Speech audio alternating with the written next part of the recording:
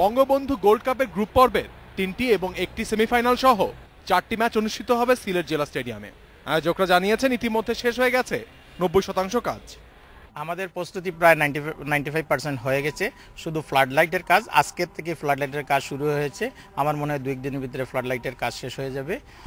2014 সালে 29 আগস্ট এই স্টেডিয়ামে নেপাল বাংলাদেশ প্রীতি ম্যাচে দর্শকরা যেমন আগ্রহ দেখিয়েছিলেন, এই টুর্নামেন্টেও তা অব্যাহত থাকবে বলে আশাবাদী সংশ্লিষ্টরা। তবে খেলা চলাকালে সিলেটকে হরতাল অবরোধের আওতামুক্ত রাখার দাবি জানিয়েছেন তারা। নিরাপত্তা ব্যবস্থা এটা তো আসলে একটা ফিফার আন্ডারে খেলা হচ্ছে।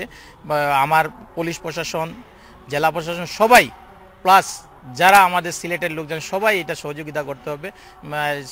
আমি মেট্রোপলিটন কমিশনার সাথে আলাপ হয়েছে, মিটিং হয়েছে, যত ধরনের র্যাব, সেনাবাহিনী সবাই আমাদেরকে সাপোর্ট দিচ্ছে। টুর্নামেন্টে বাংলাদেশ ছাড়াও মালয়েশিয়া, শ্রীলঙ্কা, বাহরাইন, সিঙ্গাপুর ও থাইল্যান্ড অংশ নিচ্ছে। Independent news.